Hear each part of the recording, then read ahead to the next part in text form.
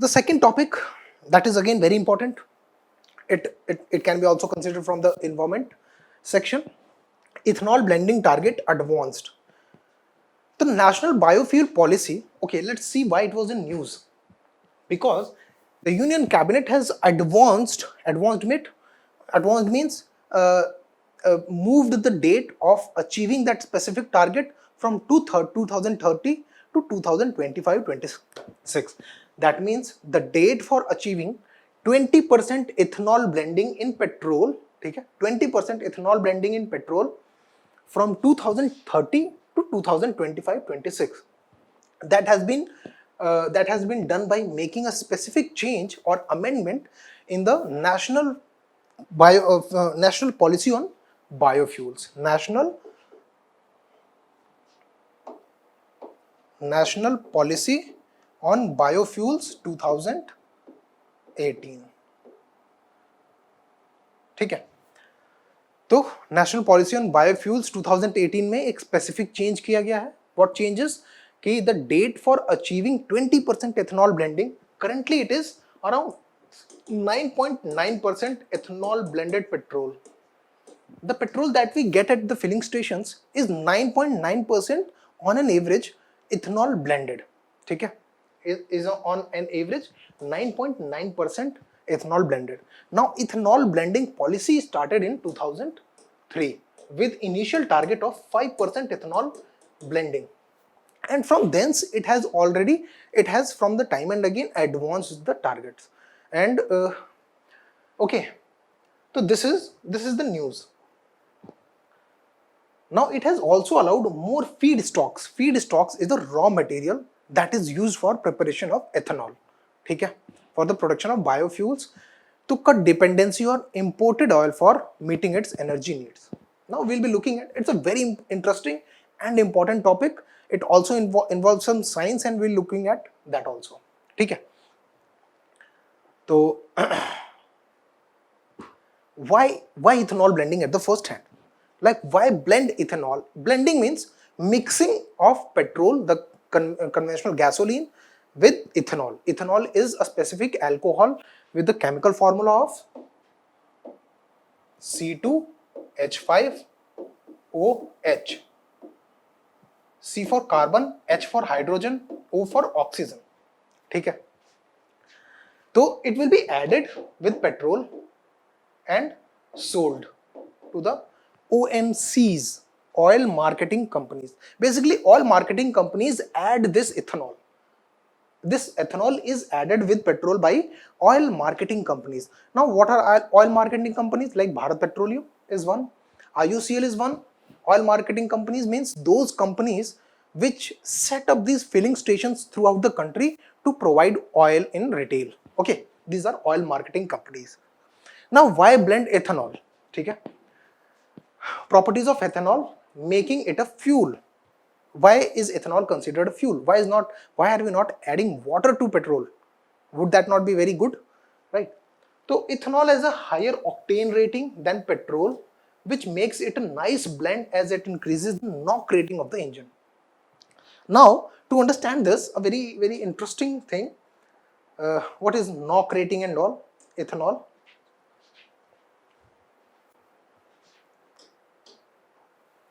Now, in the conventional IC engines, okay, there is one piston, okay, there is one piston and air inlets.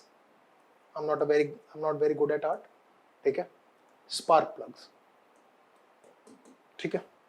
What happens is, in the IC engines, spark plug ignites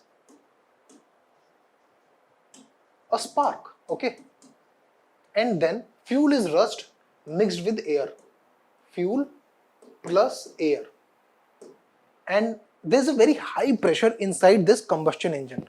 This, what happens is, when fuel is rushed mixed with air and a spark happens, this spark spreads into this chamber, and a blast, or basically ignition of that fuel, like petrol comes into it, inlet, and petrol is mixed with air.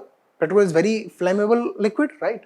And when the spark generates, the fire spreads, which pushes this piston down, and when the fire is exhausted, so piston goes up, and this makes the it's associated with some wheel mechanism, and a tire is moved in a very basic way. So this is how IC engine works in a very basic fashion, right? So our aim is that this spark spreads radially outwards, basically downwards, and uniformly. But under very high pressure, gasoline or petrol starts combustion by itself, starts combustion from the point of inlet itself, okay, under very high pressure. So that is called knocking of engine. Okay, knocking of engine means spontaneous combustion. हमारा aim ये है कि when spark plug ignites a spark, the combustion of that fuel happens inside the chamber. But if spontaneous combustion happens without even the application of spark at this point, for example, due to high pressure inside the chamber, then that is called knock. That is called knocking of the engine. Conventionally, lead was added to the petrol. ठीक है? Lead was added to petrol to improve its knock rating. Okay, petrol to improve its knock rating. ठीक है? Means to improve the capability of this fuel to withstand pressure without being ignited. ठीक है? हमारा M ये है कि जब spark आए तभी इग्नाइट हो. अगर ये बिना स्पार्क के खुद से इग्नाइट हो रहा है तो that is a problematic thing for us, because that will lead to inefficient combustion inside the engine, and that is not what we want. We want कि whenever spark comes, then only this gets ignited. Okay, so lead was added into the petrol, and lead is a very carcinogenic substance which causes cancer. Okay, and that is why now it has been outlawed. Now the oil marketing companies cannot add lead to petrol, because the tailpipe exhaust of that vehicle that is using that petrol will be having a lot of lead, which will lead to which is a very important cancer causing agent. Now when we blend petrol with ethanol, C2H5OH, okay, what happens is the octane rating of ethanol is very high as compared to petrol. Okay, and it is also combustible substance. Okay, combustible means one which can burn. Okay, it is a combustible substance. Iron is not a combustible substance. Okay, but there are many other combustible substances which could be added, but C2H5OH is very similar to petrol in its physical properties, okay, and it is also combustible substance, so it can be easily added with petrol. Now octane rating of C2H5OH is very high. That means it increases the octane rating of petrol that is added with it. Okay, octane rating increases means the knocking capacity of that fuel increases. Means the pressure handling capacity without being spontaneously combusted increases for that fuel. Okay, and that makes ethanol a very nice blend. Okay, now due to presence of oxygen, now we saw the formula for ethanol is C2H5OH. One oxygen is also present. Okay, now what happens is it increases the combustion, it increases or improves the efficiency of combustion in the chamber of the engine, due to which the carbon and associated oxides, like carbon monoxide is released from the IC engines because of the inefficient combustion of the fuel. Whenever carbon monoxide present, the most important reason might be inefficient combustion. Like if you crumble a piece of paper and burn it, carbon monoxide will be released, because in that case the paper is not providing ample amount of oxygen for combustion, okay, and that will lead to formation of carbon monoxide. So in IC engines also carbon monoxide is formed due to in complete combustion. Now addition of ethanol leads to addition of an oxygen element, ठीक है. तो and we all know oxygen is very combustible. Oxygen actually aids into combustion, it helps into combustion, it helps into proper combustion, ठीक है. So when this is being supplied by the ethanol itself, that means the petrol will be having higher combustion or a better combustion, right? So due to presence of oxygen in ethanol, it reduces the tailpipe emissions of basically carbon monoxide. ठीक है, carbon monoxide very dangerous gas, odorless, or it is odorless, it is you cannot see it, but it is very toxic gas. It can the affinity of carbon monoxide to blend with our blood is 200 times higher than oxygen. Okay, so it is very dangerous. It reduces the benzene release. Benzene is another very important toxic substance released from IC engines or cars, whatever we can see. IC engines, when I'm saying, I am talking about the petrol and diesel engines, right? So benzene is also released, and benzene is one of the very toxic substance. It leads to cancer. Okay, so it also reduces the exhaust of benzene.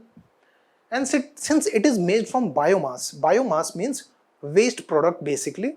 Biomass means any substance that is available in nature, okay, like plants or animal fat or anything like that. Okay, so it is made from biomass, so it can be considered as renewable resource as compared to the petrol, which is a fossil fuel. So why promote ethanol blending? Why is the government promoting ethanol blending? One important reason, economic reason, is we saw that it helps in improving the combustion, it helps in reducing the toxic exhaust from the tailpipe of the vehicles. But another important, a very important economic consideration is that it reduces the like our bills in the foreign reserve, because when we are importing petrol or gasoline from the foreign countries, a lot of our foreign reserve goes into importing fuel. ठीक है, like major portion of our foreign reserve goes into importing fuel, and if we start blending ethanol with petrol, so our need for importing fuel will be reduced and our foreign deficit will be reduced. One very important economic consideration. Now ethanol is formed very simply. It can be used from crop residue. Basically ethanol is formed from sugar containing or starch or cellulose containing compounds. So for example, sugar cane, fermentation, purification, ethanol is formed, then it is blended with petrol and oil marketing companies sell it to the fuel station. This is how ethanol blending takes place. So I hope you understood. Now we'll be looking a bit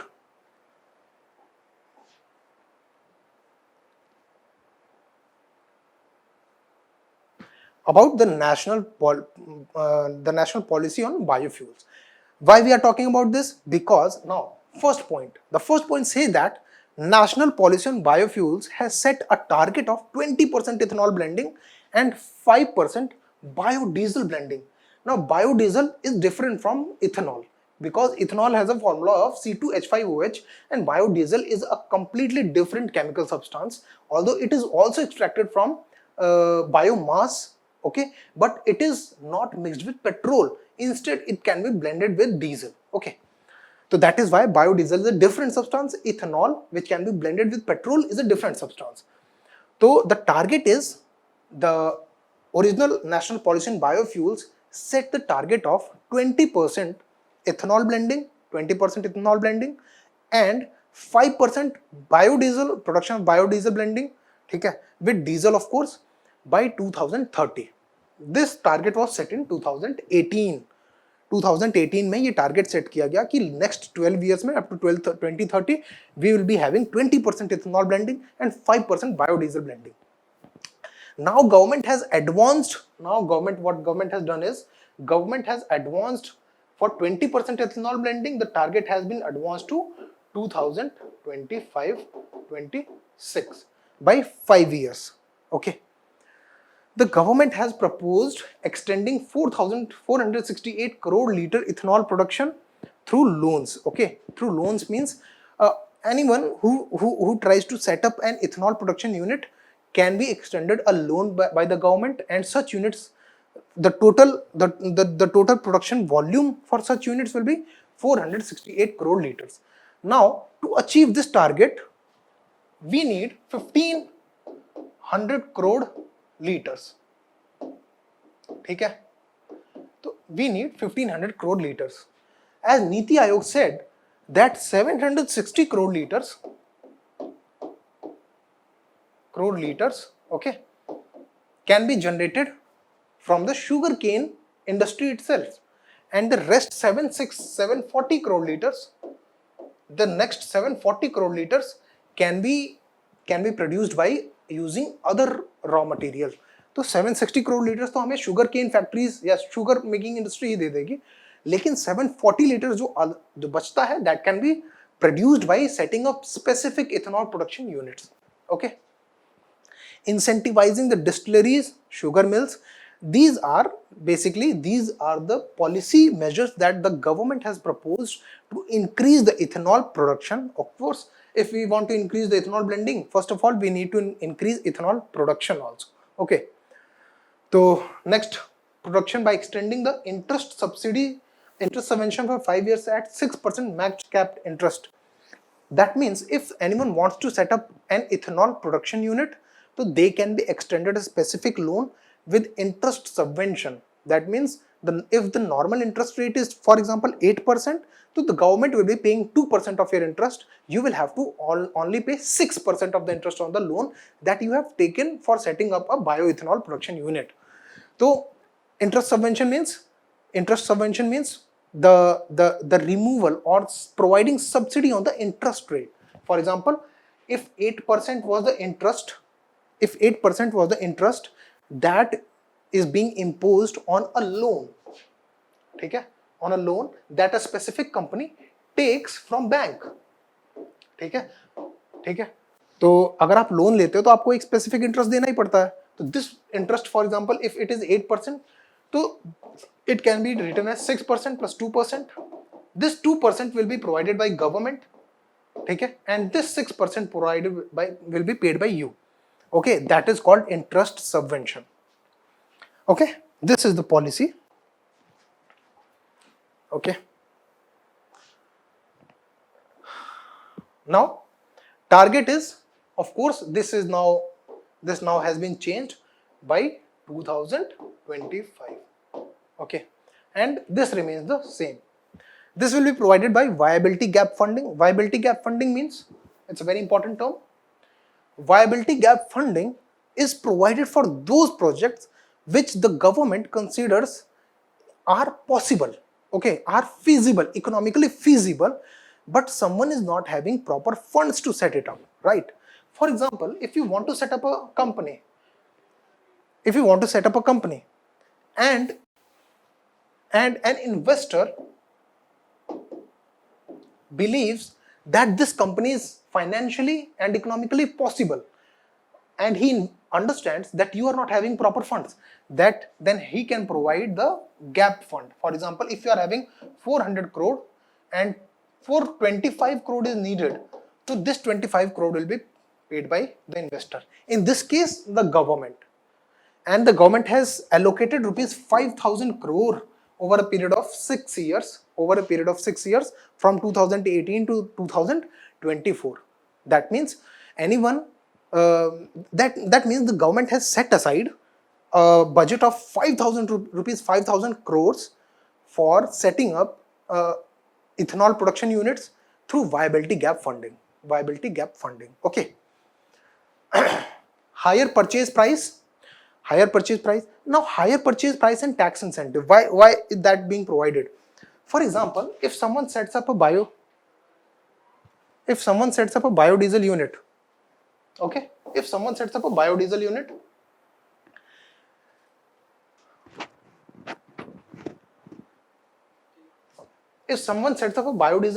and they are also producing ethanol, and if they are not getting proper prices for that, then that will make them economically unsustainable. In that case, the government has decided that the oil marketing companies like Indian Oil and Bharat Petroleum, these will have to buy at a specific higher purchase price from these ethanol production units. Okay, and also tax incentives, that means tax में छूट and all these, ठीक है, for production of second generation biofuel. Now we will be looking at what this generation of biofuels are, ठीक है, and also in the form of lower GST rates. Okay, now prior to this, now one important point to consider here is a food security. Why? Because biofuel can be produced using cellulose containing or starch containing products. So there is a chance that the wheat or rice can also, because both of these contain starch, they can also be diverted from food production, like from provision of food supplies to provision of ethanol production. Okay. So that was a very important food security concern when this national biofuel policy came.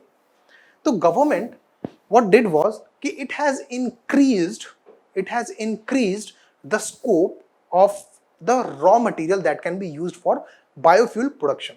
Earlier, only the raw material that was the material that was being thrown away out of the sugarcane factories, like molasses, B heavy molasses and C molasses. These molasses and specific bagasse is also a byproduct of sugarcane industry. Basically, when this sugarcane is used for production of sugar, so it is crushed into very small fine parts, and when it is